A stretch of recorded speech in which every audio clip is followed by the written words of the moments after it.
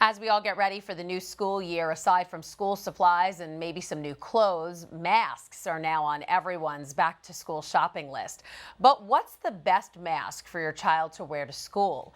Dr. Robert Tiballi from the Catholic Medical Association is here now to tell us. And all right, let's get right to it, Dr. Tiballi. There are so many different masks out there. This is the one that I wear the most because I feel like it's the easiest one to breathe in.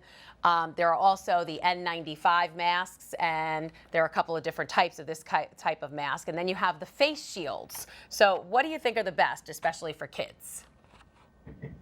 Well, face shields should not be used alone. They're used in conjunction with a mask. So the surgical masks are really the ones that are most friendly to people. They restrict your breathing the least amount.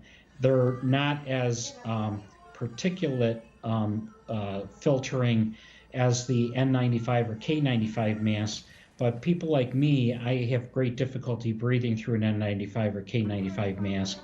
The major problem with the surgical mask is that it needs to be kind of replenished or renewed every few days. You can't wear one for like 3 weeks.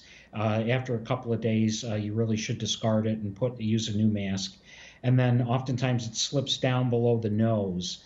And covering the nose is very important in preventing any droplet exposure to other people around you. Okay, and that could actually happen to a lot of kids because they're so much smaller. Then there are these homemade masks. Somebody made this for me. There's a little space in the back to put like a filter or something in there. And then there are the ones that you can get at the drugstore. I got these. They're kind of thin. So what do you think about homemade masks and these kind of masks you could get at the drugstore? Well, the homemade masks are not bad. They're probably pretty much equivalent to the surgical mask we were talking about earlier, the thin blue one that you see on television a surgeon wearing. And then you again would want to wash those on a regular basis and change the filtering material that you put in there.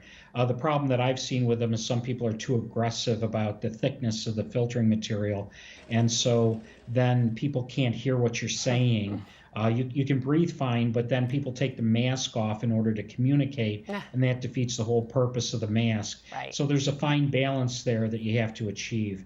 And the flimsy masks that are very, very thin and using bandanas, they're really not effective at all.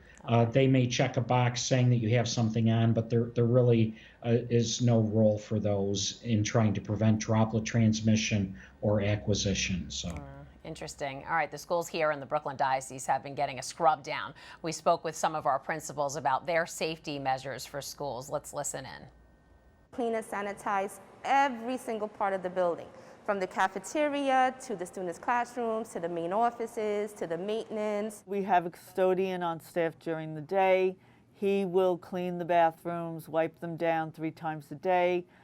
3 times a day they'll wipe down the hand railing. We also have a picture of the desks at Divine Wisdom Catholic Academy in Douglaston, Queens. They have dividers to keep students socially distanced. What do you think of all these precautions the schools here are taking? Those dividers, I actually saw another article on the dividers that school, like Divine Wisdom, is using. That's an excellent idea, and they provide more protection in addition to the masks. I would imagine that the teacher might be using a face shield as well to protect herself from acquisition, but also with a mask. So I think that's an excellent response to this very challenging dilemma. All right, now before you go, I want to get your take on steroids. We mentioned it earlier in the newscast that scientists say they're cheap, they're available, and they can help seriously ill patients survive COVID. Well, yes, they do significantly have a role, especially the dexamethasone. It's been proven to have a very beneficial outcome in patients who are requiring oxygen, but it's not part of the initial regimen for COVID. All right, Dr. Robert Tiballi from the Catholic Medical Association, as always, thanks for being here. Thank you very much.